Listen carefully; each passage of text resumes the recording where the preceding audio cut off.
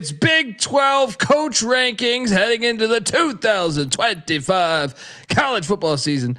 On the Sports Gambling Podcast Network is brought to you by Naira Bets. Yes, bet the Kentucky Derby by using code SGPN25 for a $25 free bet plus a $200 deposit match bonus at nairabets.com. That's NYRA bets.com/SGPN. 25 and start winning today. And remember, as always, folks, to let it ride. Hey, this is Pac-Man Jones. You're listening to SGPN. Let it ride.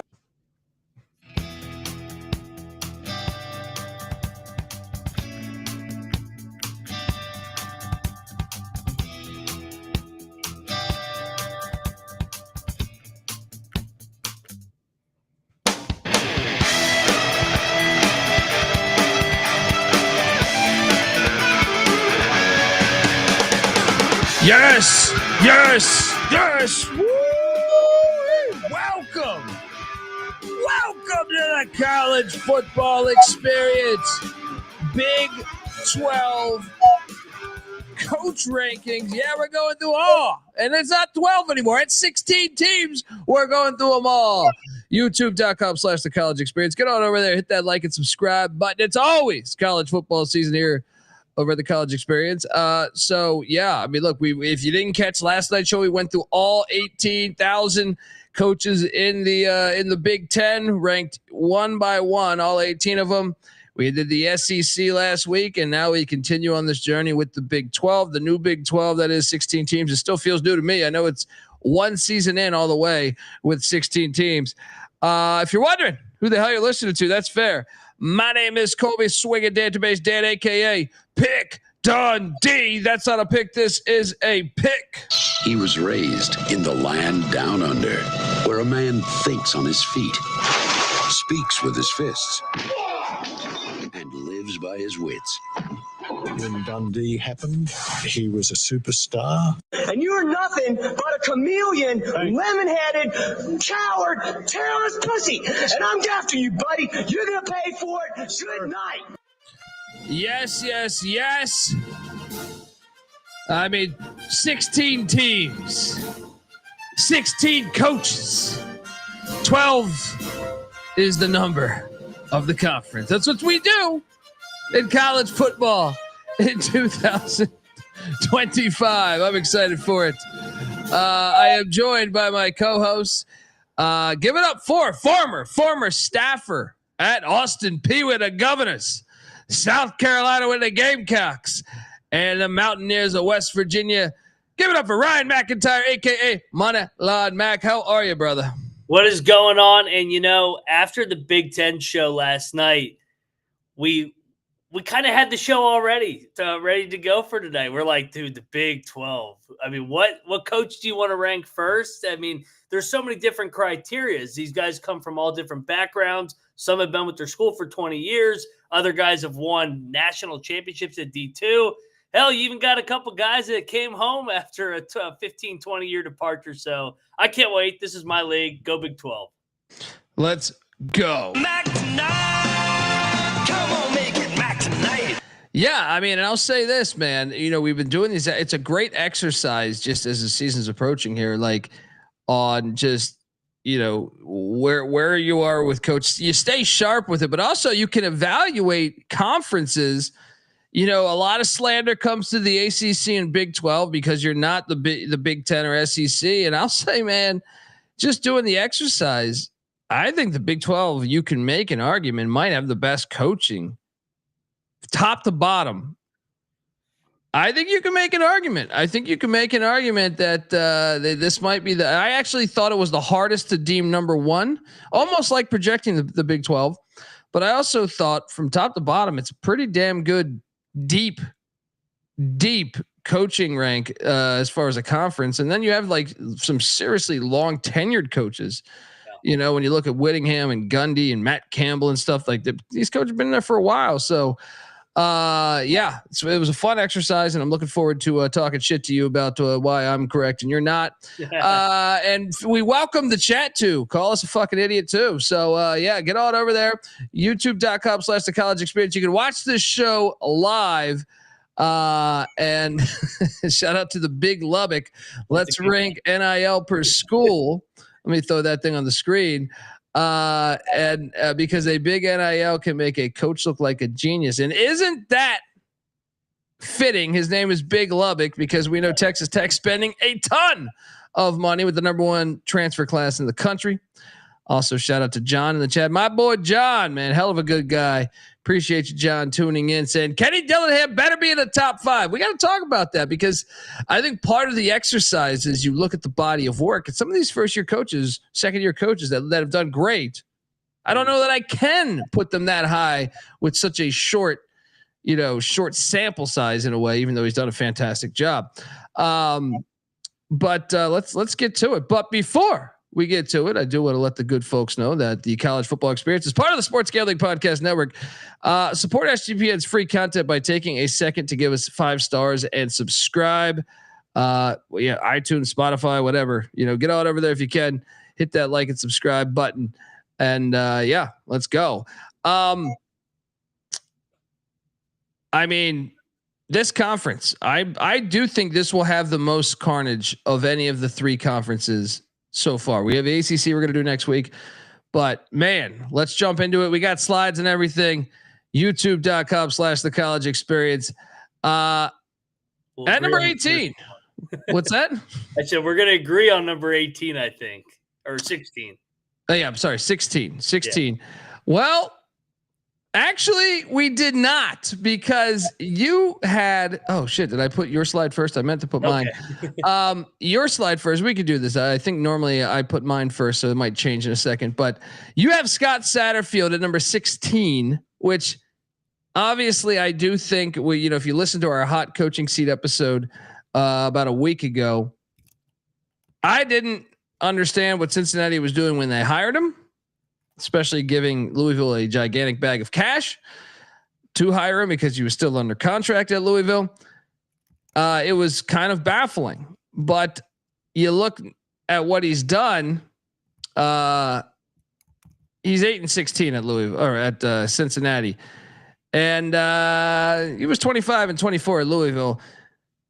Is that the main basis of this? Is just 3-9 at Cincinnati, 5-7 year 2, or where are you at here with why he is your deemed worst coach in the Big 12? Well, and I think a lot of it too is Braum came right in and took it to the next level right off the bat. How happy were they that Satterfield and they got money for it? Unbelievable. What are you doing? And the other thing is App State.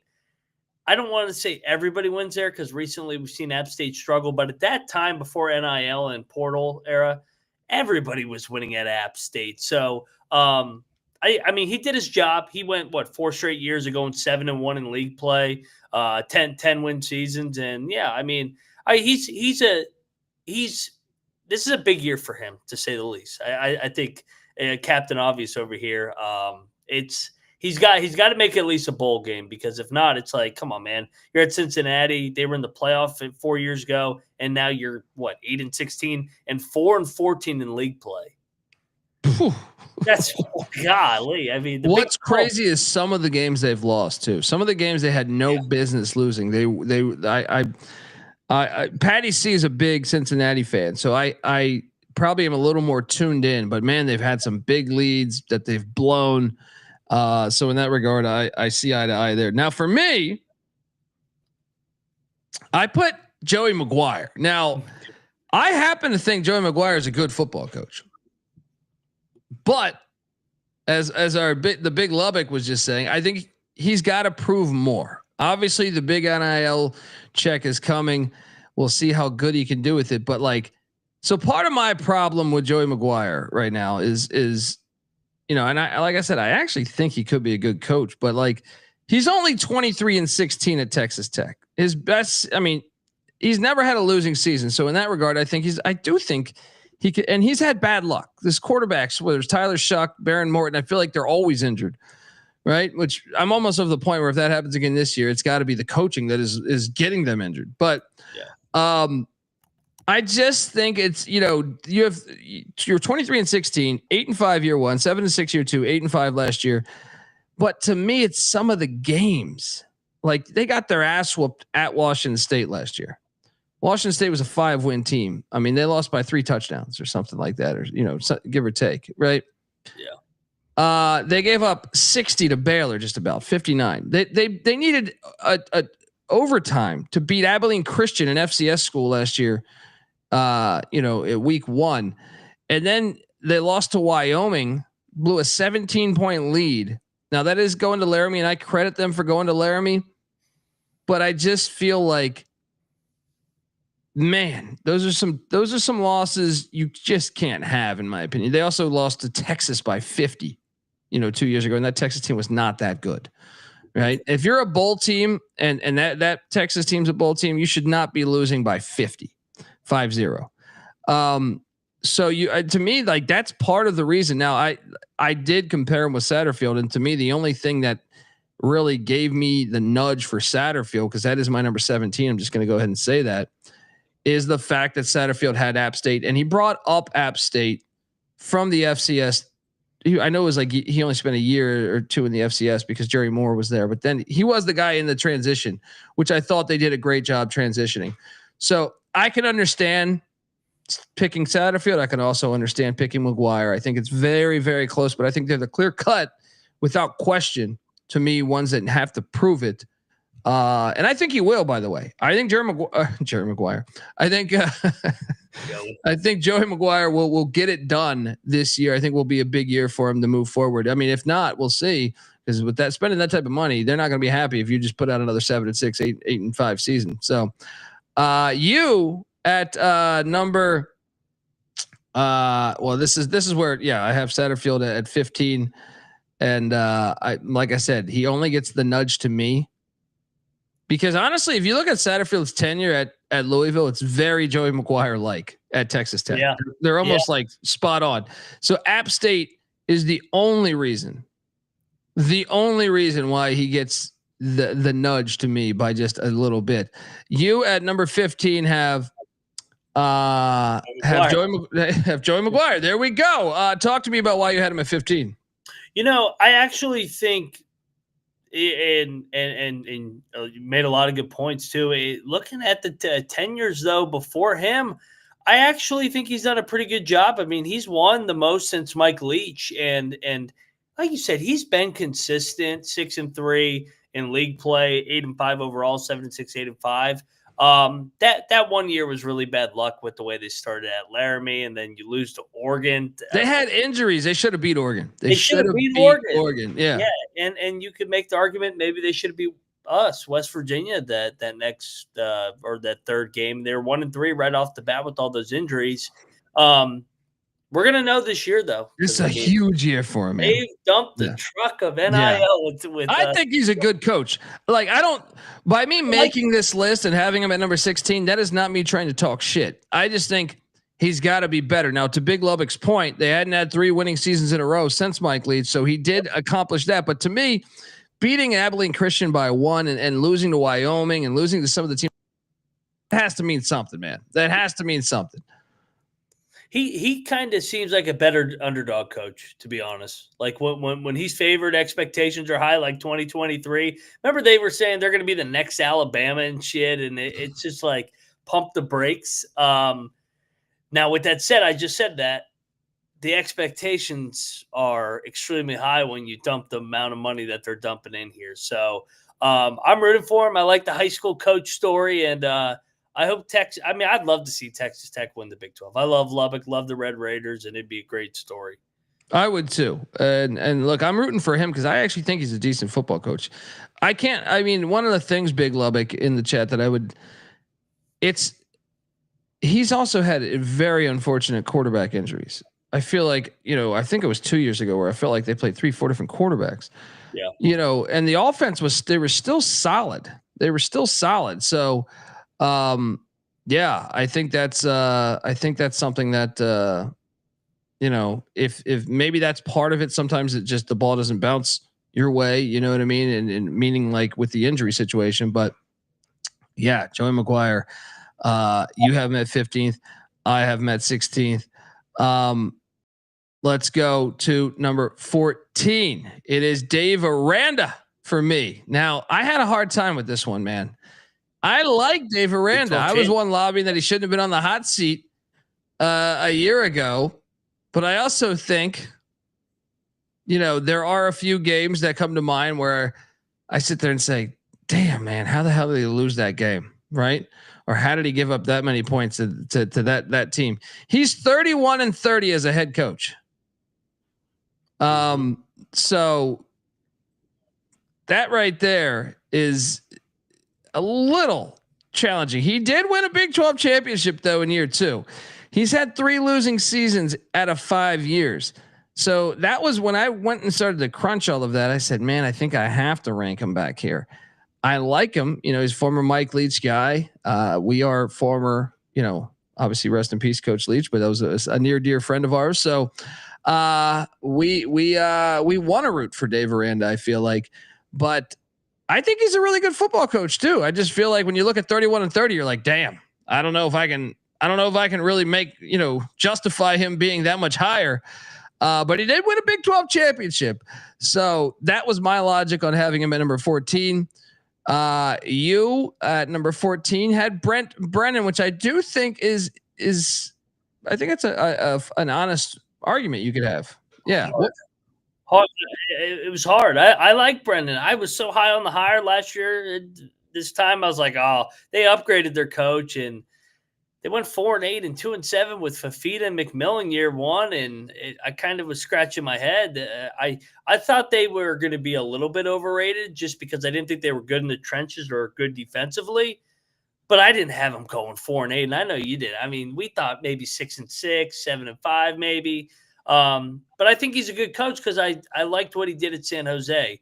Little worried that his best year was the COVID year, but I thought his last year was great, second to last year. So I think he's a good coach, but like we're going to say with a lot of these guys, all these guys are good coaches. Yeah. That's the thing for me. It was like the San Jose thing is probably the only reason why he beat Aranda to me was I was like, I think that's a really hard job.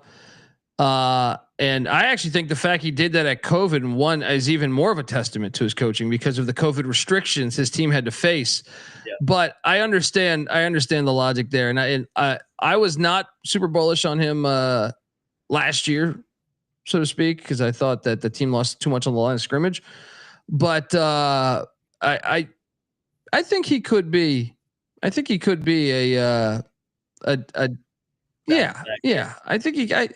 to me, like you look at what 3 out of 4 winning years in San Jose, and one of those 5 and 7 seasons they won at an SEC school. I think he's a solid coach, but I think Dave Aranda is a solid coach. I think it's razor thin. I think you can make though. He doesn't have a Big 12 championship. Brent Brennan does, but he's only been a Big 12 coach 1 year. So you can make that argument too. And if anything, if you are comparing them, I mean, Aranda, I believe his first year in the Big 12 was what? He was 2. He only had 2 wins. So that whole season. So, we got to be patient here, but I do think it's a good argument. I think both coaches are good. Next up, let's jump over to number 13. Oh, that's me. I have Brent Brennan right there. Yeah. I mean, look, I think I made my case, and I'm a big fan of Brent Brennan. I've had a chance to interview him about 2 years ago on the show, but I just think it's razor thin there. San Jose is the only reason why I'm giving him a slight nudge. He did win a Mountain West championship too. You at number 13, you had Scott Frost. Okay. This was so hard. To rank. He is, I think, one of the hardest to rank in the whole thing. Because in one way, you say, okay, this guy, I mean, he walked into UCF when they were like coming off a winless season. Where he's coaching now. Where he's back. Man, back home, baby. Let's go. And So he comes into a team where they were like, I think 0-12, and he goes 6-7 in year one, and then 13-0 in year two, which is fucking super impressive. I don't care what school you're at. You'd be fucking D3. That's super impressive. But then he goes to Nebraska and goes 16-31 before getting fired. And to me, I think it might be the hardest one we've done entirely, because out of all the shows we've done so far, because damn if those teams didn't look decent on eye test, but damn if they didn't find a way to lose every fucking game. And some of that is coaching. Like one thing I highlighted that I was shocked. I thought that was going to work at Nebraska. I really did.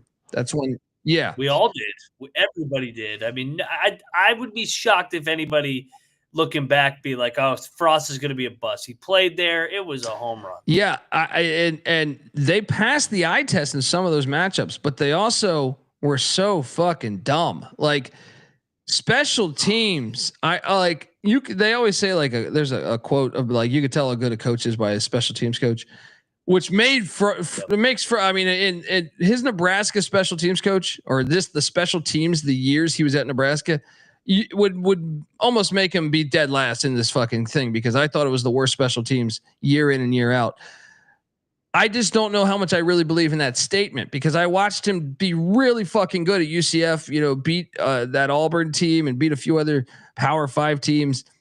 So, and to me, he did I saw someone talk about this recently with Nebraska having a bunch of players, that were going to be in the draft, saying those are all Frost guys. Those are not Rule guys. Frost did a good job of bringing in the talent. I'm like, man, I don't know, but I can tell you this. I think he's one of the hardest, because you can't front on like his first couple years, and also the coaching tree that he's been with. He has been a part of like some very obviously, the Chip. He was with Chip Kelly and the guys there at Oregon from 2009 to 2012 or 2015, I believe. So where they had a ton of success there. He was with McVay and the LA Rams last season. But if you go back far enough, this is a guy that has ties to Kansas State and obviously Nebraska, and then played for Bill Walsh and Parcells and Belichick, and just a slew of things that you could say. What was the reason? What was the real reason for you? Just inconsistency? Yeah, I mean, you laid out. Every year on Nebraska, we'd be like, oh, they lost all these close games. It's going to bounce back this year, and it never did. The icing on the cake was that Ireland game against Northwestern, where they kicked the onside kick, like you said, up 10, and it was like, what are you doing? I think he's a good coach. I think he's back in a good spot, maybe under the radar. I think it is an underrated element too. When you played at Nebraska and you come home, everybody knows you. Yeah. There's expectations. Your friends want to hang around the facility. Scattered ass comes out the cornfields. Yeah, drinks left and right. And it's just like, there's a lot of that's hard. I mean, that's why a lot of guys don't go back to their alma mater, and it's hard to do. And maybe he's better at a UCF where he can just be away from the spotlight a little bit here. I know he's in the Big 12, but I think he's a good coach. I'm going to keep saying that for all these guys. The only guy I questioned a little bit was Satterfield, but like even what you said, he wanted to have state. So literally, this is the best coaches league in America. As we continue to do that, to have a guy like Scott Frost who went 13-0 and put UCF on the map. Won a natty. I mean, who else is won? Dude, you can say what you want, folks, about us making fun of that. No one beat them that year. There was no 12-team playoff. And if you look at the history of college football, Alabama's got some phony-ass national championships. Michigan's got some phony-ass national championships they're hanging. So you got to honor that thing. If you're going to honor the other ones, you better be honoring that one. Damn right. They beat everyone on their schedule, including a team that beat the team that won the national championship. So I think it's fair.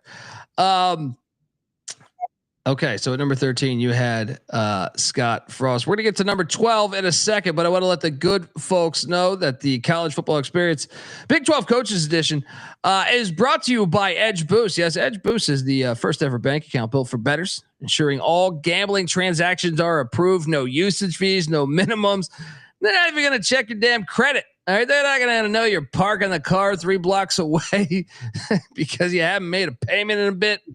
Look, you can earn cashback rewards, 100% approval for all, betting deposits. So what are you doing? Sign up today, edgeboost.bet. Use our promo code SGPN. Deposit $25 and Edge Boost will match that deposit. That's edgeboost.bet, promo code SGPN. We're also brought to you by Naira Bets. It's Derby week at SGPN. Make sure you check out our horse racing podcast, the Notorious OTB. My guy Chase Sessoms and company.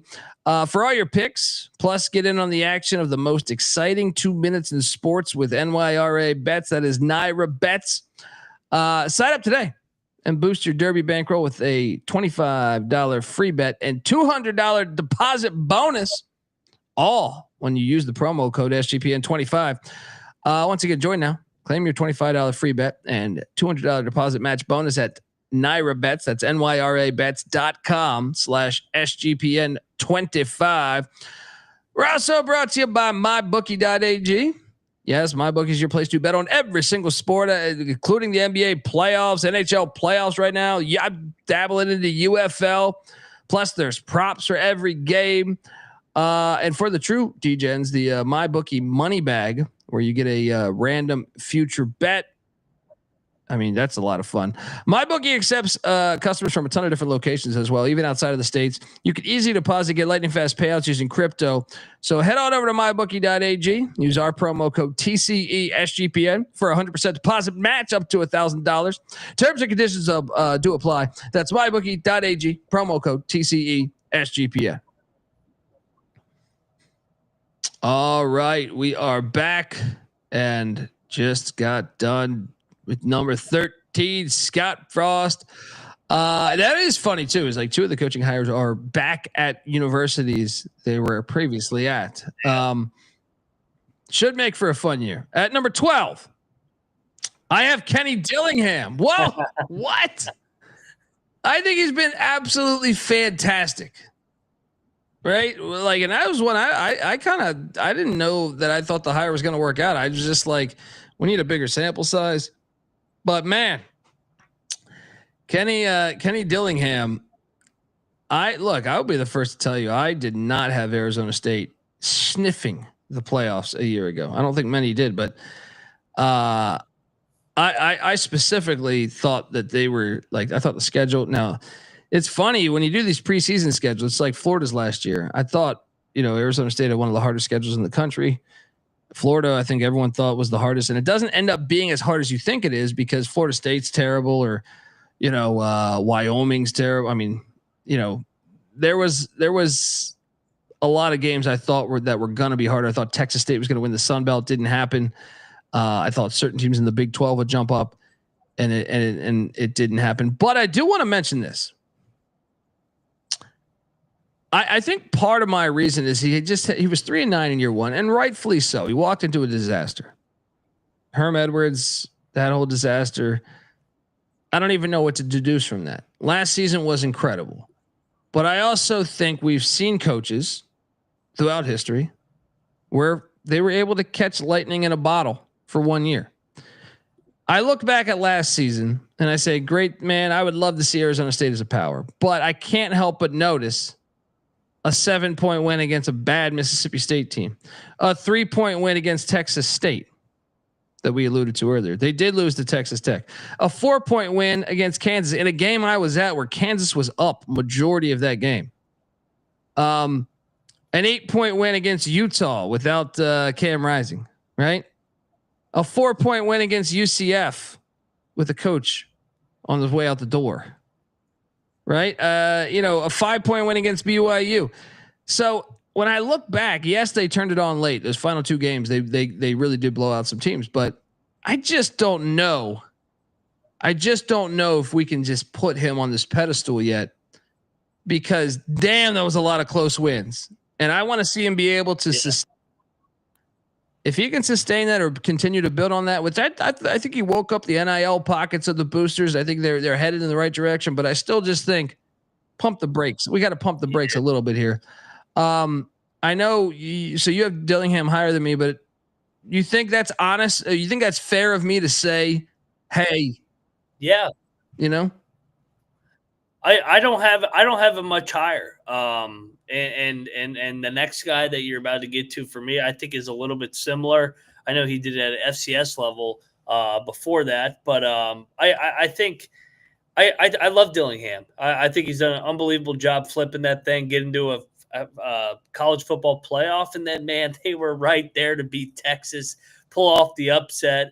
But yeah, if he does it another year, then it's you. I mean, you put him in your top 5 almost. Yeah. I mean, I just feel like there's been a lot of coaches in my lifetime where you see them 1 year. We didn't have the 12-team playoff back then, but I'm saying you've seen coaches for 1 year. One of the ones that stand out to me was, I think, Georgia Tech's coach in right after Bobby Ross, Luganville. But there's been instances where they jump up for like a year. You're like, whoa. And then like Tuberville, even at Cincinnati, I would say would be one. But where you think that you're buying in, like, okay, this could really work. And then next year, boom. So I have him at number 12. You at number 12 had Deion Sanders, which I think is a great argument, by the way. I think this is a fascinating one with Dillingham or Deion Sanders. I was thinking about this as I was forecasting where I would put this. Now, Kenny Dillingham, it should be noted that Kenny Dillingham was at Oregon prior, where he had great success with Bo Nix, who I think he recruited at Auburn, if memory serves me correct. So, I mean, he definitely was a part of, like, winning culture. Deion Sanders is kind of the other route where it's like coach his kids through a bunch of levels, and then obviously FCS with Jackson State, where he lands some of the biggest recruits to ever go to the FCS. I think that's fair to say, the biggest recruits ever to go to the FCS. And he takes Jackson State to 2 Celebration Bowls. Never did win the Celebration Bowl, which I think should be noted, but then takes over a Colorado team that was terrible. I think 1-11. He wins, I think, 4 in his first season, and then last season, kind of a breakthrough year with winning. What was it? Was it 8 or 9? I can't remember right now. 9-4. Tell me about why you have Deion here, and I think that's a good debate. Is Dillingham or Deion? Yeah, it really is, and I mean, last year was a dream year for because they had the same record as Arizona State. They just didn't have they never played face to face. It was some tiebreaker.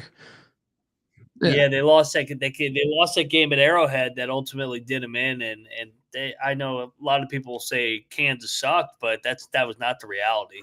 I mean, he flipped this roster in a year, and what he's been able to do at Colorado, bring back the excitement, the fan base.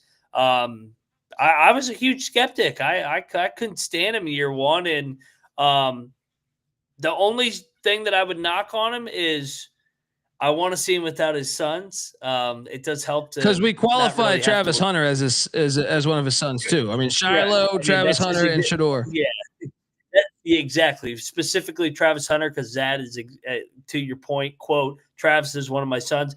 And say what you want about Shador, the draft and all that bullshit that doesn't matter on this show. He was a productive college quarterback. That's for damn sure. So having to replace him this year, I think we're going to learn a lot about Deion. I mean, it's finally him coaching, not have to worry about his sons, and I'm looking forward to this year of Deion. It's a big year, but I think if he puts together another 8, 9, 10 win season, then you move him up on this list. So that's where him and Dillingham, I think it's a great debate. To your point. Yeah, I think him and Dillingham have a lot of similarities, even the energy they come around their program with, I would say.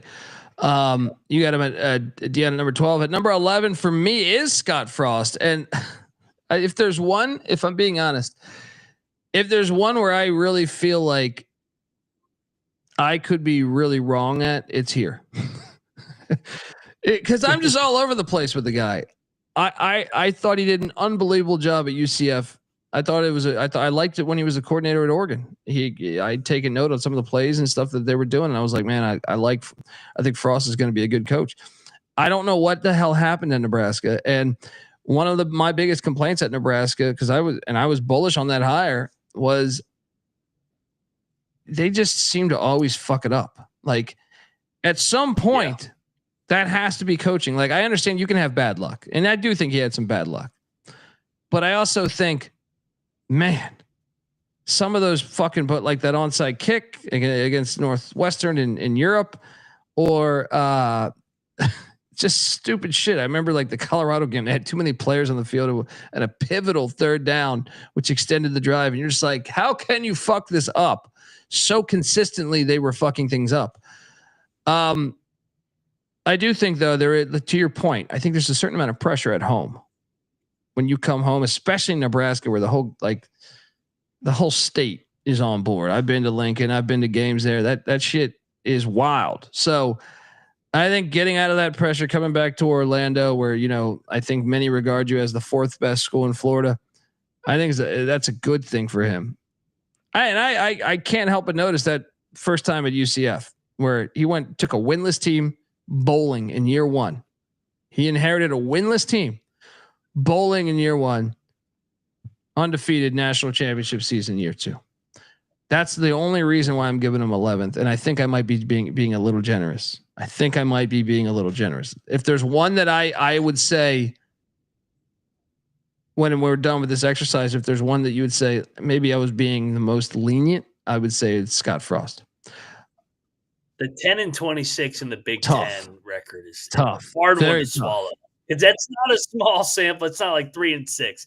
10-26. Dude, like, and if you pull up, I should have pulled up this stat for it, but if you saw how many single digit losses, it's almost every fucking game. It's almost like impossible to do. Like it doesn't matter what coach. It's like if you're running a simulation, and it's like it's almost impossible to do, and he did it. So I do think some of that had to be coaching, whether he made the wrong hire, whatever. But he's the most fascinating to me as far as going through here and judging the coaches. So Scott Frost, I have at number 11. You at number 11 have Kenny Dillingham. There we go. Look, the chat. I know our guy John was saying should have been top 6. Explain the logic on having him 11th.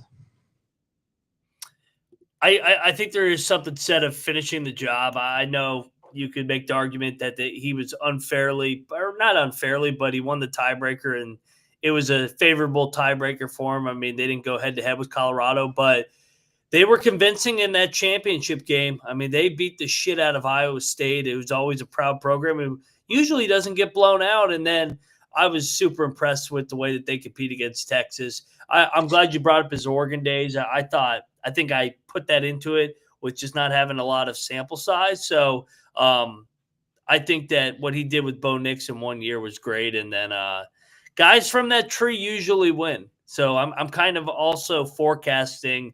I could see him being in our top 6 to John's point. I do love his enthusiasm. He's an ASU guy. He grew up in that area. So like, I do think the shoe fits. And I was just a skeptic at first, cause I was like, Oregon's offense always flies. Scott Frost had Oregon's offense flying. So I was like, damn, he's only like 32 years old. Maybe he should have been an assistant a little longer. That was my logic on the hire at first. So I definitely looked like a fool a little bit on like, man, I was like, I don't know if this will work out. But hearing his press conference, I loved his enthusiasm, his opening press conference of like, we're going to put up a fence around Arizona. I'm from here. This is my town. But yeah, I did not see last season coming. So credit to him. There's a reason why I'm a fucking idiot. So there we go. At number 10, I have Kalani Sitake. That's a great photo because it looks like he's done like 7 Jaeger bombs. Look at that. Looks like they caught him like, hey, what up? I love Sitake, man. I have a hard time with him too, man, because I think, you can kind of make the case that he might be the second hardest guy besides Frost to evaluate. And a lot of that has to do with majority of his tenure being as a head coach of an independent with, I think, one of the more brutal schedules year in and year out. When they were independent, I was telling Patty C, I was like, dude, this fucking team it's impossible to be that good when you're playing that challenging of an independent schedule. And he was able to weather the storm. He's 72-43, which is really good, and including the COVID year, 11-1 season, followed by a 10-3, and then a last season out of the fucking blue. Now I did lock up the over last season with BYU, but I didn't have them going 11-2, and he went 11-2 to his credit. I had a really hard time with him, man, because you look back last season coming into it, they almost fired him. So it's like, wait a second, how good of a coach could he be? Now I will say this. I do think some of these wins are phony because the COVID season, not being involved with the conference, they played nobody that year. So I think like that record has an asterisk next to it. And I don't mean that to disrespect Kalani Sitake. I think he's a damn good coach. I just think when you pull up that record, remember all the conferences stayed playing the conferences. So then BYU was forced to schedule like, oh, what could we get? Louisiana Tech and McNeese State. So it kind of gives off like y'all look at that record, unbelievable record. And then another thing is East Carolina came into Provo and beat you down. All right. So, but I do think he was a really hard one for me to grade because I think he's got the program going good. Former Kyle Whittingham guy. I've always, that coaching tree is fantastic. And I think he's a really good football coach. If anything, I remember talking to Rush last year and saying, I don't think he should be on the hot seat. He is on the hot seat, but I don't think he should because those independent schedules were incredibly challenging minus the COVID year. Where are you at with Sitake? I know we're going to get to it in a second, but like, you think I have a little bit of a case for ranking him 10th? Yeah. I mean, he's had a couple duds a little bit. I mean, 2 years ago, but like you said, it was a transition for them year one into the Big 12. I know they've been playing a hard schedule, but just, I mean, you're playing a different style. We saw their best friend Utah, sarcasm there, really struggled last year in the Big 12 initially. So, but I was extremely impressed last year with that defense, and I think it's a sign of a good coach that you win all those close games like they did last year. Is they got used to winning tight games late, and they got a couple breaks. I mean, the Oklahoma State game, I don't know how they won that game. Oh yeah, but it was a fun team, and his back was against the wall this year. I mean, a lot of people wanted him fired, and they already were ready to move on, and he said nope, and he got it done. And they kind of got robbed by the committee, in my opinion. No, they should have been a playoff team. They got robbed by the committee. Yeah. So I have him at 10th. Moneyline Mac at number 10 does Sonny Dykes. Man, that is a hard one because this is a guy that was in the national. He coached the team to the national championship. Now, granted, they lost by about 1,000, but he was in the national championship. What? How long? 3 years ago? Sonny Dykes. Yeah, 22. And then last year he went 9-4, 6-3. Maybe it's the Cal thing, the Cal experience. It's like a bitter taste that he was so bad there. And I think he won with a lot of Gary Patterson. That I do agree there. I like as being we had Scotty Wackenheim, former Eddie Robinson coach of the year on the show in the FCS, and he had worked with Patterson at Utah State back in the day.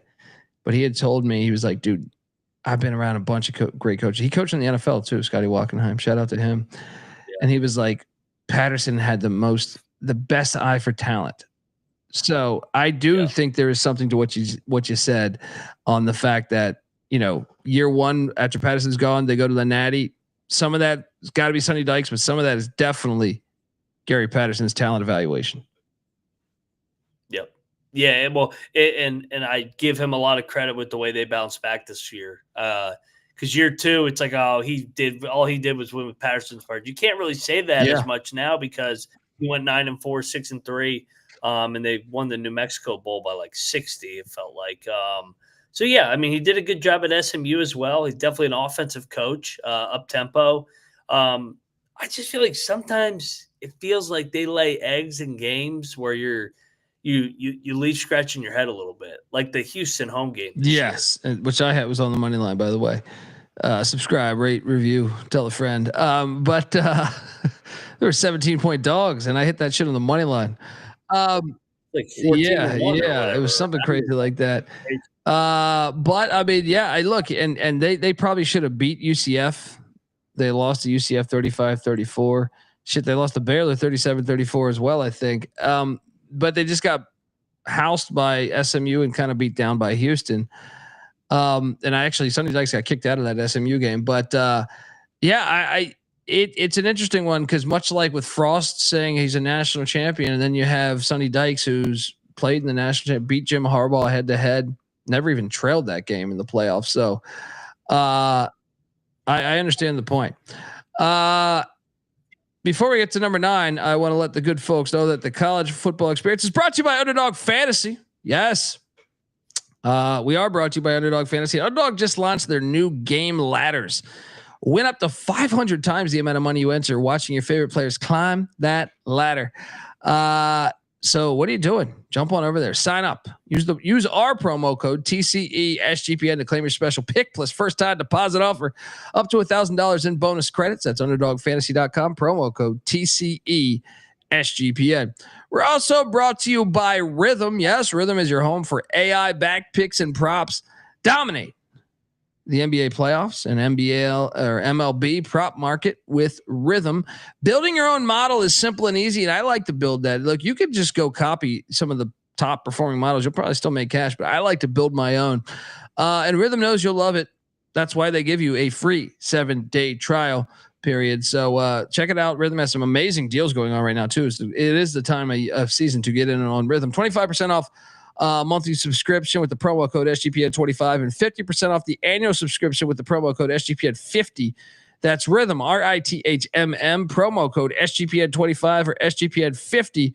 Get your free 7-day trial period today. Once again, sportsgambling.podcast.com/rhythm. That's RITHMM, and let it ride. All right, we are back on the college football experience. Sonny Dykes. Number 10 for Moneyline Mac. We'll see where I have him. At number 9 for me, though, is prime time. Deion Sanders. You know, I am a Colorado fan, so I should mention that. But just like Max, a West Virginia fan, we'll talk about that in a bit.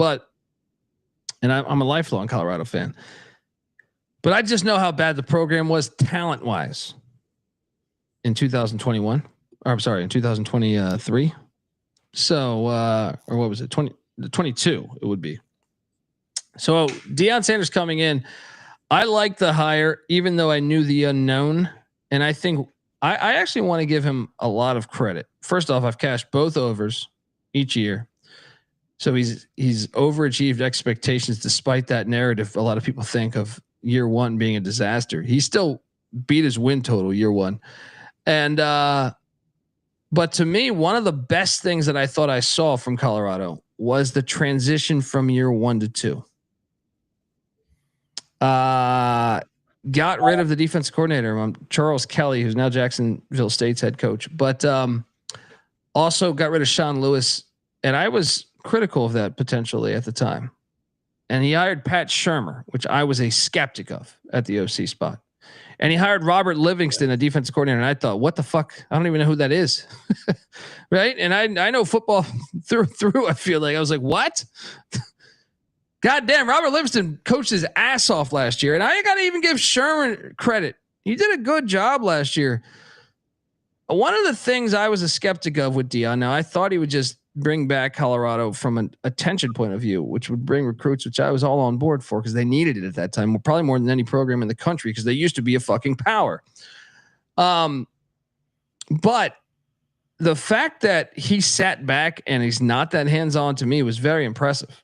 And the fact he acknowledged that after 1 year, let me go do this, even though I wasn't the only one saying, damn, they got rid of Sean Lewis. You know, like there was some skepticism in that. And I think it takes some balls to say, fuck it. I'm doing it my way. These are the guys I'm bringing in. And then they delivered.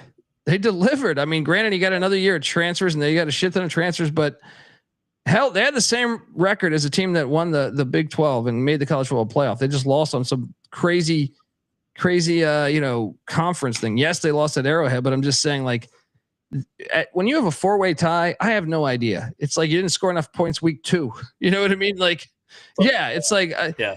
Now you bring up some great points on life without Travis Hunter, Shador, and Shiloh, but I don't even give a shit. To me, like the level, when I look at the offensive line being the biggest in the nation this year, when I look at the talent on the defense that, or other players like LaJohntay Wester getting drafted and stuff, I'm like, fuck it.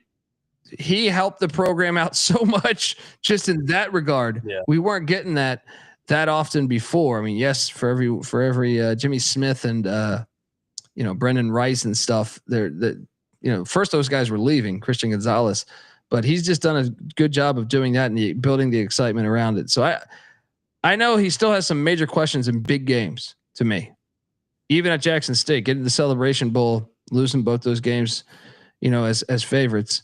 And then, the game at Arrowhead this year or the bowl game against BYU, I do think there's some still but I also think you can learn that. Coaches just don't hop in a lot of times, you got to, yeah. He's young still. Yeah. So that was my logic for having him number 9.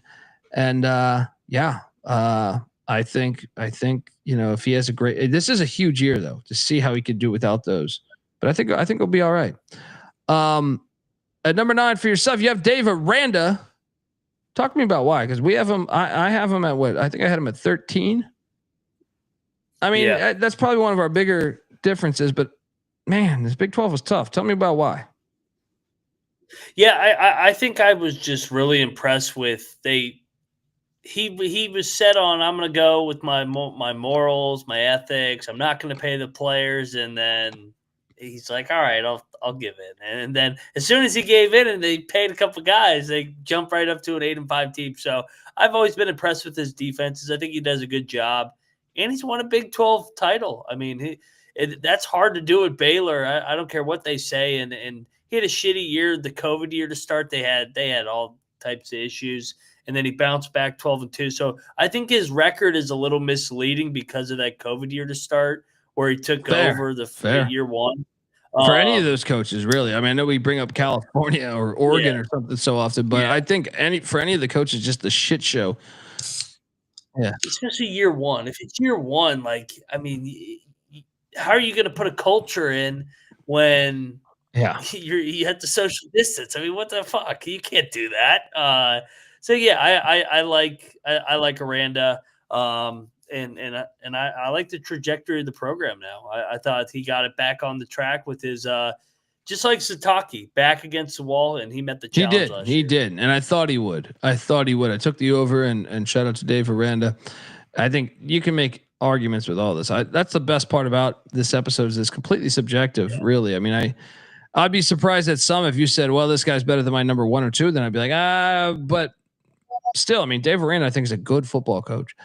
All right. At number 8, I have Sonny Dykes. So we were not that far off there. I think you had him at 10. I had him at 8. And you do look at the Cal era and you say, man, what the fuck? But I also say, man, last season, I think probably his most impressive coaching job of his career, not the national championship team. I think this past year was the most impressive coaching, because I didn't know what to think. I kind of thought the ship was sinking. Just talking to a few people that were, down there affiliated with that program, I was like, I don't know about this. He answered the call with Josh Hoover, and credit to him for sticking with his freshman quarterback too, because I mean, I know Hoover's came up through them, and he got a lot of starts. The bad year when they were getting their ass kicked 5-7 following that national championship run. I got to give him credit too, firing Joe Gillespie, which I thought did a great job their national championship year as defensive coordinator, and then bringing in Andy Avalos. I was like, man, you sure you got this shit together? Joe Gillespie had a tough year, but the year before he was pretty fire. Avalos and that defense was pretty solid last year, with the exception of a couple games, especially once they got it going. I feel like, because I know they gave up like 60 to SMU, but I feel like down the stretch they were playing a lot better. So that was my logic of having him at number 8. The guy, I know they got destroyed in the Natty, but just getting him there. In the Natty. Yeah. I mean, beat a lot of good teams. At number 8 for you, you have Kalani Sitake here. I mean, I think what I had him at, like, 11, I think, something like that. Yeah. So we're not that far off here, but tell me about why you have Kalani Sitake at number 8. Yeah, I mean, what now? 3 double-digit wins here, 3 double-digit win seasons. I don't know why I was trying to say triple. Nobody went 100-0. I don't think. 72-43. Thought it took a year to get used to the Big 12, and I loved the way they bounced back. Oh, he got a case of Keaton Slovis. That was the problem with year 1. That shit was a sickness. The Keaton Slovis, it hit Pitt's program the year before. It hit USC for a few years. That Keaton Slovis will take out your whole goddamn expectations. When they had brought him in, I was like, oh fuck me, man, because I took the over. I'd already bet that the over 5.5 wins or 6.5 wins, whatever it was, and man, we all got a case of Keaton Slovis. But anyway, continue on. No, but just like you mentioned it, I mean, some of those schedules were really, really hard. I mean, they basically played a Pac-12 schedule and they went 11-1, 10-3, 8-5 his last couple of years before the Big 12, and they've been consistent under him. So I like Sitake. Yeah, no, I mean, I think he's a good football coach too. I don't even think he should have been on the hot seat. You could find me on his teams have an identity. You could find me on record with that last year, by the way. Saying and I actually think it will get better for him because all these COVID eligibility years, you got fucking like BYU is the OG COVID eligibility with 30-year-olds, and I think that will benefit for him in a few years more and more as we get away from that COVID eligibility that every team was able to capitalize on. At number 7, Willie Fritz is my play at number 7, and man, if you've been listening to me for a long time. You know that Willie Fritz is one of my personal favorites. I've made a lot of money on Willie Fritz, and I know we talked about the 17.5 point dogs against TCU that cashed on the money line. I took him, I think, against K-State too. But this goes back like a ways. This goes back to when he was at Georgia Southern and Sam Houston State and Tulane. This dude is a fucking winner, man. And I don't think people realize who they have as their coach at Houston. I know it was year 1. It was rocky going from Dana Holgorsen, who had kind of phoned it in late. And I love Holgorsen, but had phoned it in late. Fritz coming in. I think he's going to make this fucking program great. Like, honestly, I think Fritz a better coach than Steve Sarkisian. I really do. I think you put Fritz at Texas, he would win more games. Like he'd win a natty. Yeah. Obviously legendary guy, played at Pittsburgh State back in the day, and go look at that photo, by the way, fucking got like a mohawk. He was Bobby Dodd coach of the year, 2022. He's been a coach of the year in some way or another, like 10 times throughout his career. He's won 2 national championships, at other levels. I mean, he's been AAC championship, Sun Belt championship, 2 Southland championships. I mean, you go on and on. He's coming for that Big 12 championship, by the way. I hate to tell you folks out there. I don't know if it's this year, but he will build it correctly. I know he was 4-8 last year, but you got to throw that shit aside. The guy's career record is 200. He has 212 career wins. All right. Back-to-back double-digit win seasons at Tulane. And let me tell you, when he inherited Tulane, it was a fucking dumpster fire, right?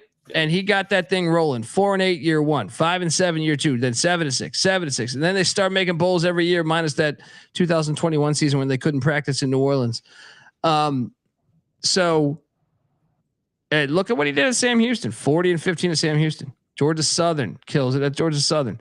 Go back to, you can keep going back to when he was at Blinn College, 39-5, Central Missouri, 97-47. The guy's just kicked ass everywhere he's been. And Houston, you got yourself a winner. I love having Fritz at 7. Moneyline Mag at number 7.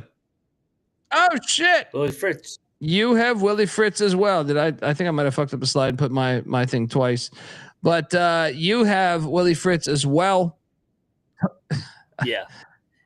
If you've watched the Fritz eras wherever he's been, he's a program builder, and I know that's kind of a foreign phrase now in this day and age. But I mean, he's still building it at Houston. This year, I bet you they pump up into that 7-8 win range. That's what he does. And he's just a really, really good coach. And offensively, they got a plan. Defensively, they're physical. And his Tulane teams were awesome down the stretch.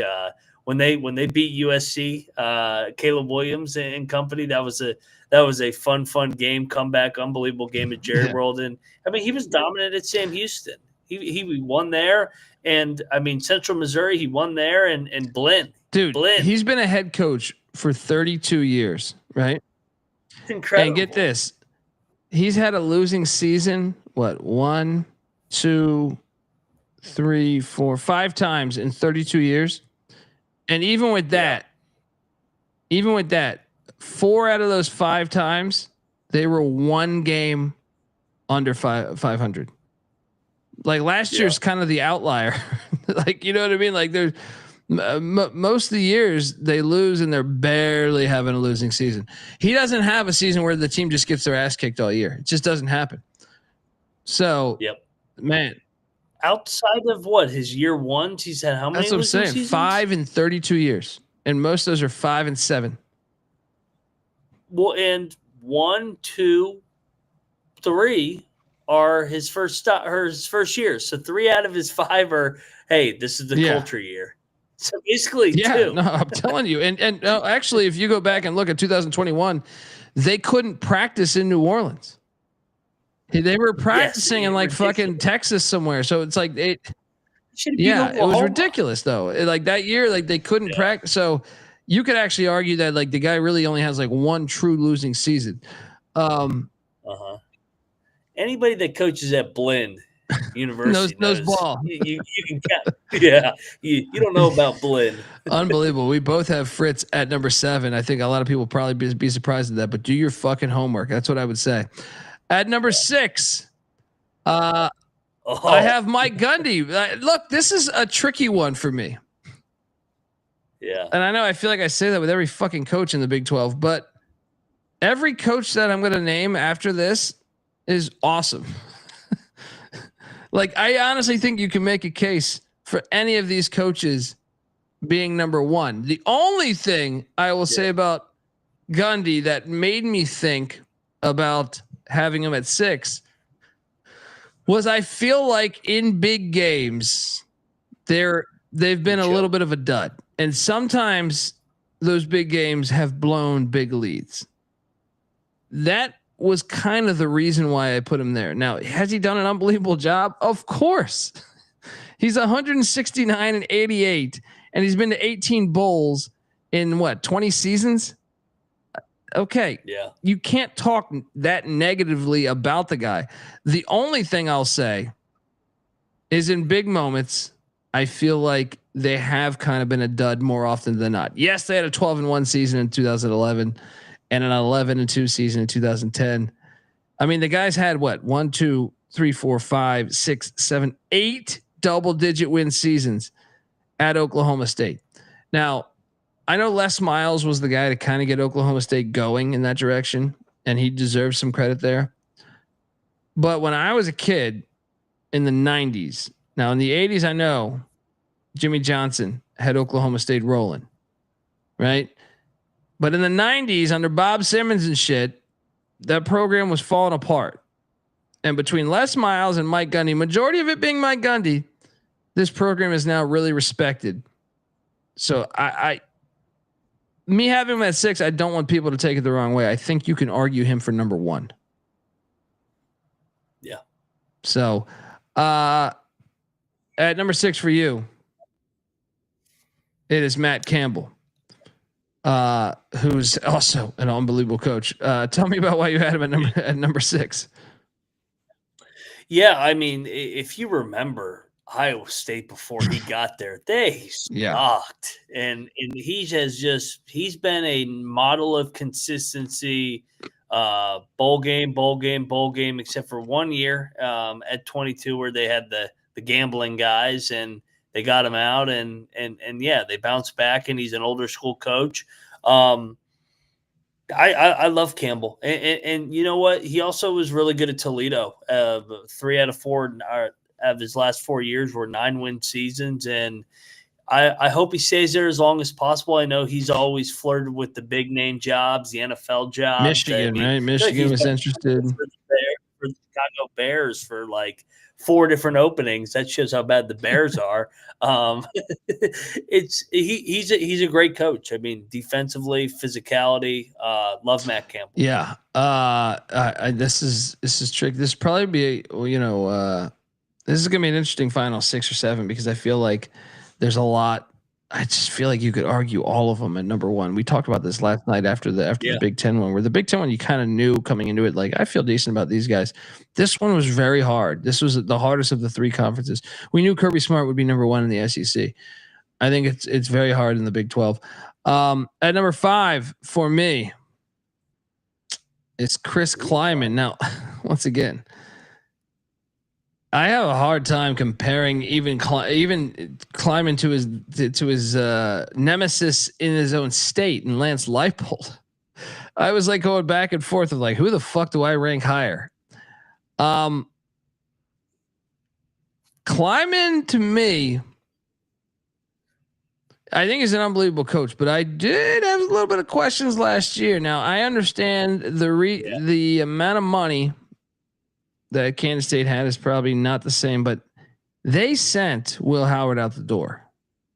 That was not Will Howard wanting to leave. They pushed him out the door. Which, when I watched Avery Johnson last year, I said, he ain't there yet.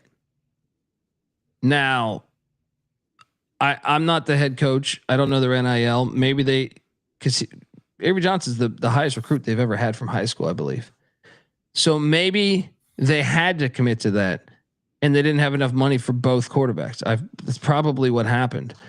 But either way, I thought, man, how do you fuck that up in a way? Like you get him one more year on that bench, but maybe he transfers. It's hard to, but this dude won 4 national championships at North Dakota State. He has a 10-win season at K-State. He only really has that one bad season, which was during COVID in year 2. It's tough. I feel like you can argue him number 1. I feel like you can argue him. I mean, that many national championships. What the fuck? The only problem is every damn coach at North Dakota State wins national championships. So I almost think it devalues it a little bit. But I had him at 5. I do think he's a very good football coach. You at number 5 went with your boy, Rich Rodriguez. Oh man. Okay. Sell me on this because I was shocked to see you didn't have number 1. And now I'm really fascinated here. So tell me why. Well, I couldn't rank him number 1 just yet. It's got to be bulletin board material. He left. So hey, this is your penance for leaving once upon a time in 2007. No, I'm not one of those guys that faults Rich Rod for taking the Michigan job. It's a fucking Michigan job. I mean, I know on the grander scale where Michigan is in West Virginia. So, dude, love Rich Rod. I mean, I felt like I was in the minority of I want to bring back Rich Rod, and finally that caught some steam. I mean, in his years at West Virginia, the last 3 years, 11 wins, 10 wins. I know he lost the final game, and we'll get them back plenty over the next couple of years. And it ended bad. But, I mean, at Michigan, he gets a bad rap. If you actually do your research and dig, all his players were on that 10-win team that Brady Hoke won. At Arizona, he won 10 games for the first time since the 70s or whatever. And then he gets to Jack State. He transitioned from FCS to FBS. Oh, what'd they do? They win the league in year number 2 with maybe the worst resources. So Rich Rod is number 1 in my heart, but I had to give him a little bit of bulletin board material. I like that. I was a bit baffled. Whoa. I was like, hey. Look, we could still do the damn thing here. Morgantown, you'll always be home sweet home to me. Good old Morgantown, WP. I was surprised. I thought you would have him higher. Look, at number 4 for me is Lance Leipold. Okay. I think a lot of people, if they followed the show throughout the years, will say this guy, this pick Dundee bastard, he knows what the fuck he's talking about with Leipold, because I did guarantee 3 years in a row, I think it was, of what Leipold was going to do. Smash that over. I think he's one of the best coaches in the game. And he's, when he got hired, I said, he was a late hire too, a very late hire in the calendar year. And I said, don't worry, he'll get somebody. So I smashed that over. Number one lock, 1.5 wins. Nailed that with 2 as he beat Texas. What up, Texas? Right. Then I did it again the next year, and then the next year. And then I actually locked up the under, which hit last year. Now, some of that was because they were playing at Arrowhead, but they renovated. Idiots, because coming into the year, I think a lot of people were optimistic that Kansas could be a team in the Big 12 championship. And here they are with no home environment. They still, lost a lot of close games. They had the Jalen Daniels situation with injuries, but Lance fucking Leipold, to me, I think he's one of the best coaches in America at football. And I think you can argue him number one. And I think the track record speaks volumes. What he did at Buffalo, what he did at Kansas, just this job is maybe one of the best coaching jobs in the past 30 years. Because people might not remember how bad Kansas is. So he is taken them to be, he won 9 games at Kansas 2 years ago. Last year, I know it was 5-7, but they were not 5-7. Go watch the tape. They were not. They were much better than 5-7. At Buffalo, he took this shitty program, Buffalo, that had been, or they had been shitty pre him, to a 10-win season. At Wisconsin Whitewater, the guy went 109-6. He won 7 championships, national championships. The guy can fucking coach. That was the real deciding factor to me. It was like, I think the Kansas job at the time was the hardest Power 5 job in America. 100%. And what he did overnight really was fascinating. So that's who I had at number 4. You at number 4? Oh, we're on the same page. I co-sign a lot of your points. I mean, you throw out the first year. I mean, you got the job so late. He still beat Texas. He's the reason. Yeah, and exactly. I mean, like with what we said with Rich Rod, is the expectation of where West Virginia should be is because of Rich Rod. What Leipold's been able to do is why the expectations there, and Matt Campbell as well. I mean, these guys have all set the expectations at their respective schools, and that's why this league is so good with coaches. Is all these guys have been the best ever, arguably, at their respective school. And they've set the standard. And Leipold's awesome, man. I mean, last year was a fluke, 5-7. I mean, anybody that watched the team knows that was a 9-3 team if they had just been healthy. He was great at Buffalo. And then what did he go at Whitewater? 109-50 or 109-6. 109-6. 53-3 in the league. And if you coach at Wisconsin Whitewater, you know some football. I think he's one of the best coaches. Like that's the thing that was fascinating when we did the SEC one. I sat there and I thought, I think the Big 12, despite being lacking resources compared to the SEC, I think they have better head coaches in the Big 12 through and through. Now, they might not have Kirby Smart, but they have. To me, I think they have better head coaches than the SEC right now. That will change in a couple of years, I'm sure. But Leipold, we both have at number 4. At number 3. Oh, I got your boy Rich Rod. See, I don't know if it's bulletin material, but I am a big believer in Rich Rodriguez. And I'll be honest with you, I almost put him at 2. I was battling back and forth between 1, 2, and 3. I am convinced.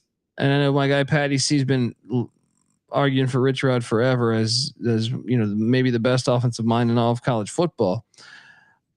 He has won everywhere he's been. Take it to everywhere. The big one to me, Glenville State, but he also went undefeated and won a natty. If we're doing this undefeated game at Tulane with Sean King back in the day as the OC, he has been just killing it.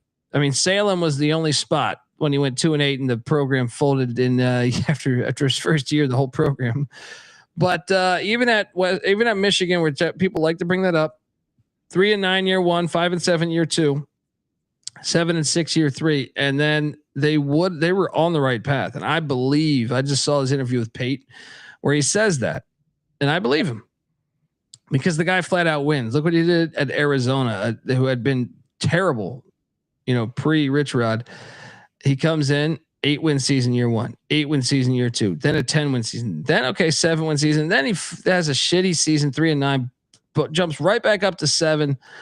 And I was convinced things were going to continue to work out before that bullshit scandal. Then at Jack State, obviously 9 wins, 3 straight years, super fucking impressive. The guy can fucking coach, and I think he's only getting better. So yeah, I think he's one of the best in the game, and I think West Virginia, this. I am so excited to see him back at Dub V. I wish he would have never left in a way, because I feel like if he would have been there all those years, they probably would have won a natty. But yeah, home is home. So that I got him ranked higher than you. I was surprised. Like I said, bulletin board material. I can't give it to him all just yet, even though I pitched to bring him home. And how great is it to pull a photo from like the mid 2000s for Rich Rod? Like all these other guys, it's like, 2 years ago. Rich Rod, it's fucking 2006, 2007. Yeah, man, it's. I'm glad that we got him, and it wasn't easy. I mean, you saw his press conference. You got the Pitt fans coming in there trying to heckle him. I mean, what other place is that going to happen at? I mean, this has never been done before to this level with how it ended and hopefully where it can go. Yeah. I'm fascinated to see. Maybe Shiana would be the closest thing, I think, off the top of my head. Yeah. Let's talk about who you have at number 3. I'm sorry, Chris Klieman. So you have Klieman ahead. I mean, I think this is also razor thin. The guys won a shit ton of natties, but what's your logic on Klieman at 3? So maybe I'm giving him more credit for filling in the shoes of a legend. Because in between the Snyder eras, they sucked. Yeah. They were below 500, I think, and replacing a legend isn't easy. And he's been a model of consistency, 48 and certainly 28. Better than Ron Prince when Ron Prince took over for Snyder. Yeah, no doubt. And I mean, outside of his COVID year, he's won 8 games every year. That damn 2023 game, they should have beat Texas. They missed extra points, missed field goals. And yeah, they were a little bit disappointing last year, but looking back, it was a young quarterback. That's kind of a team you want to back the next year when everybody's kind of got burned by him and he's a year older. And I get all your point about everybody wins at North Dakota State. But I mean, he won 4 out of 5. What else can you really do? I mean, 69-6, 36-4, 4 natties in 5 years. Yeah. See ya. Yeah. I would too. I would be like, okay, let me try something else. Yeah.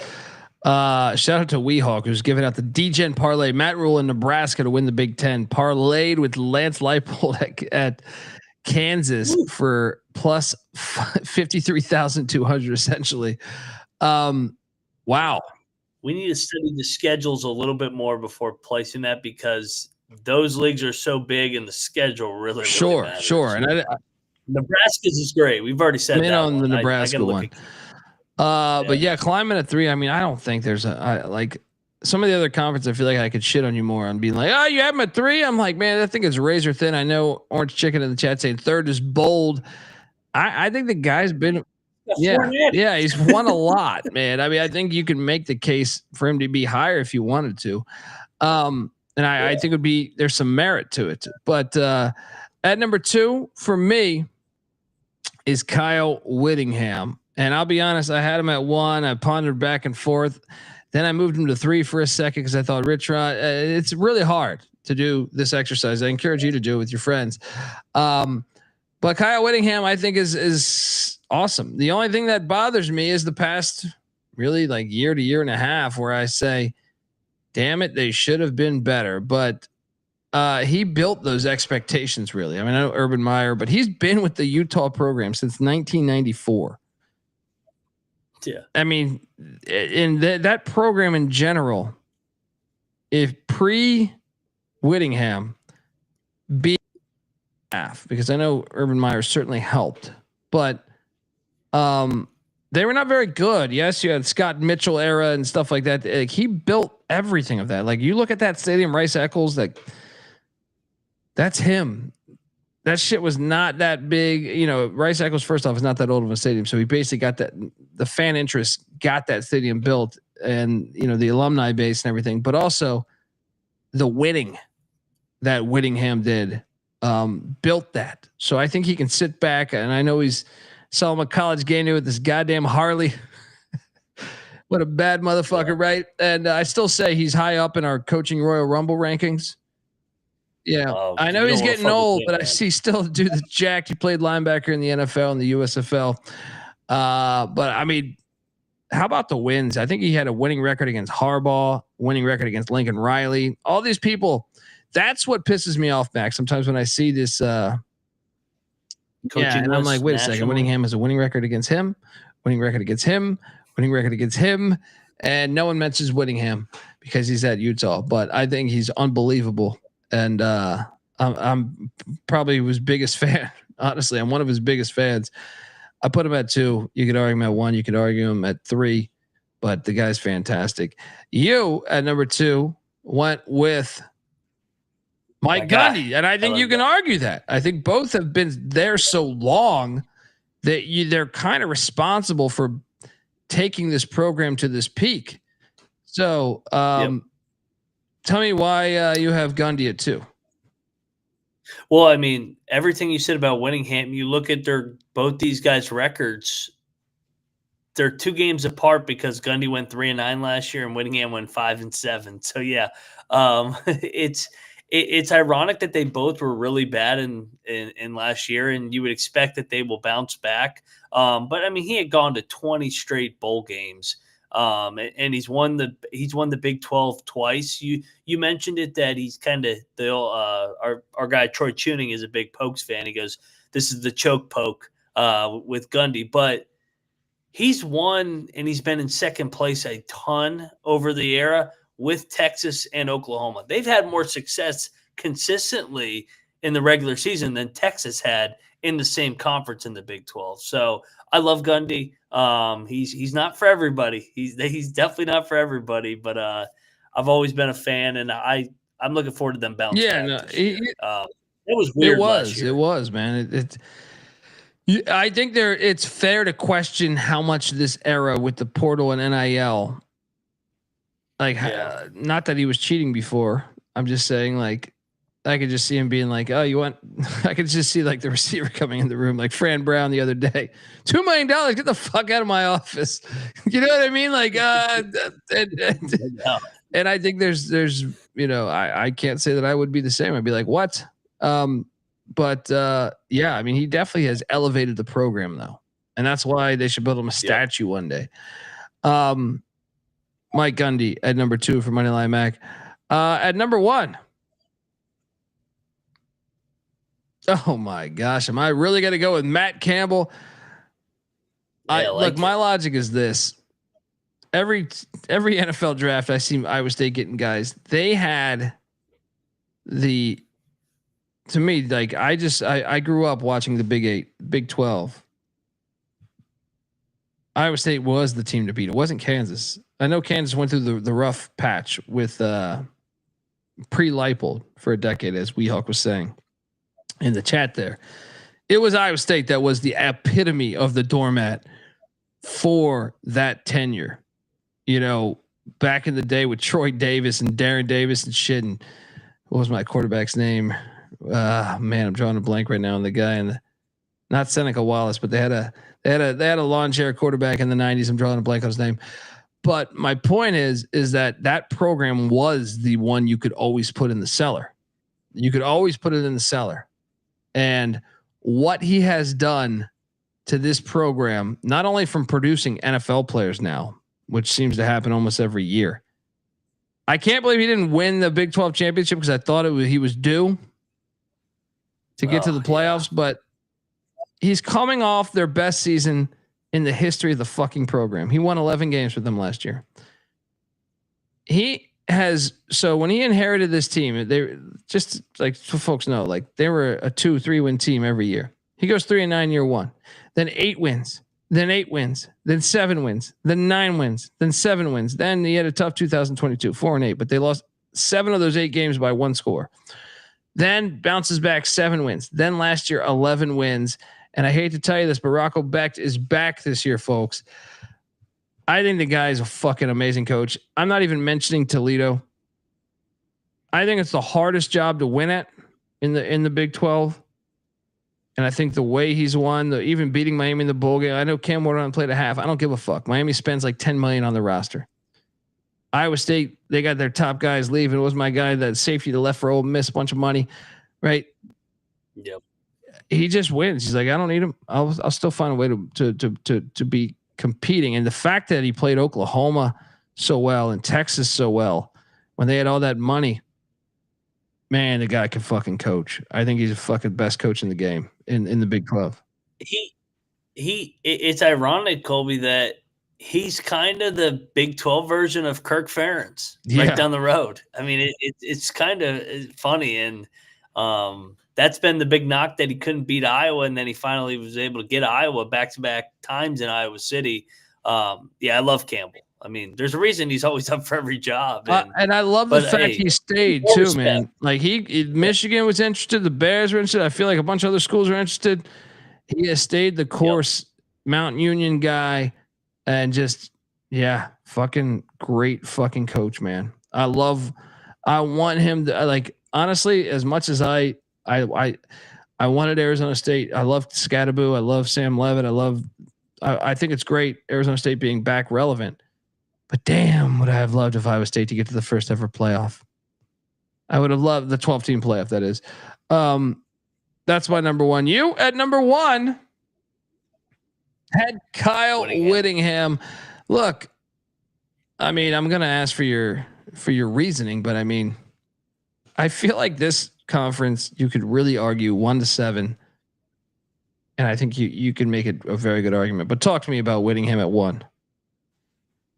Yeah, I mean, a lot of his losses and bad years, he's had 3 losing seasons, are within the first 3 years of entering a new league. So they've went from the Mountain West. He brought them in. They dominated there, 13-0, 10-3, 10-3. I mean, people forget. He's been there so damn long that they beat Alabama. Nick Saban in that 13-0 team, and he took over the Alex Smith. He's been there so long. He took over when Alex Smith graduated and Urban Meyer finally left, and he's been there the whole time. And then, I mean, how many Rose Bowls did he go to in the Pac-12? I mean, the last 2 out of the 3, they won bowl games year after year as well. Double-digit win seasons. He took a third-string quarterback, a walk-on. Fourth-string quarterback into the Coliseum and had this pig farmer quarterback. That was one of my favorite games in the history of life. Quarterback power all day. Oh my God. Was that fucking amazing. He's just like you. I feel like I say this with like the really good coaches, but I mean it. You know what identity you're getting. A physical, hard-nosed, well-coached team that's not going to beat themselves. You're going to have to punch Utah in the face and earn a win. And not many teams have done that, and that home atmosphere is something else, and he built it. The year they whooped Oregon's ass in the Pac-12 championship was fucking great. I was all over the money line. I feel like a lot of the public loved Oregon. They stuck it to it. Back-to-back weeks, they stuck it to him. So, Whittingham at number 1 makes a ton of sense. I had him right there. I was, if I pull up the loose leaf piece of paper in the other room, I had him number 1. I switched it. I had Rich Rod at 1. I was sitting there scratching out stuff. There is probably no correct answer. It's just all fun banter. But we love college football, and I think what's your list out there in the chat? Please, if you can, in the comment section, leave your top 5 or do your top 16, whatever it is, right? Moneyline Max got Kyle Whittingham, who's fucking fantastic. I hope he stays in college football another decade. And I have Matt Campbell. And that's our show. We will be back with the ACC next week, but we're looking forward to it. And we have a bunch of other content we want to do. We're talking, Monday through Friday, pretty much. Or I'm sorry, Monday through Thursday. We're going to be hitting you with college football experience episodes. So buckle up, people. Win totals, team previews for all 136 teams, like we do each and every year. But this year it's 136. Last year was 134. But Delaware and Missouri State moved in to the FBS, and of course, you're goddamn right. They're going to get a solo episode talking about their football, program. So, give Moneyline Mac a follow on Twitter at Moneyline_Mac. I'm on Twitter at TheColbyD. The College Football Experience is on Twitter at TCE on SGPN. Remember, YouTube.com/The College Experience. So do that and buckle the fuck up. Also, check out the College Basketball Experience, transfer portal episodes, coaching interviews. It's never an off season with college hoops. I saw someone jump in the chat because we host the College Basketball Experience. Myself, Moneyline Mac. Every single night of the college basketball season, we are live. The off season, we're giving you content, premium content, I like to say. Also, the College Baseball Experience, rocking. Just the road to Omaha, heating the fuck up. So check out that. We even gave you some Frozen 4 episodes. Also, check out the Sports Gambling Podcast and the FCS College Football Experience, because we will be talking FCS. Michael Vick to Norfolk State, Deshaun Jackson to Delaware State.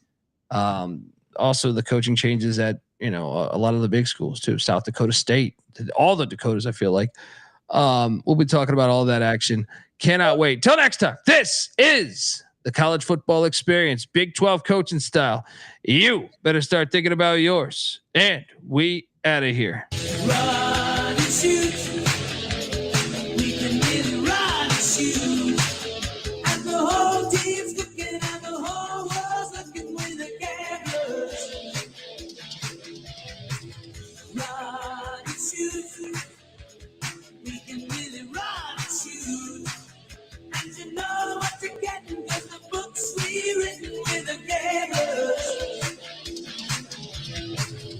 Everybody's trying to stop this team, but we keep on knocking them dead. They make opposing coaches wanna cuss and scream and pull their hair right out of their head. Run and shoot. We can really run and shoot. And the whole team's looking and the whole world's looking with a camera.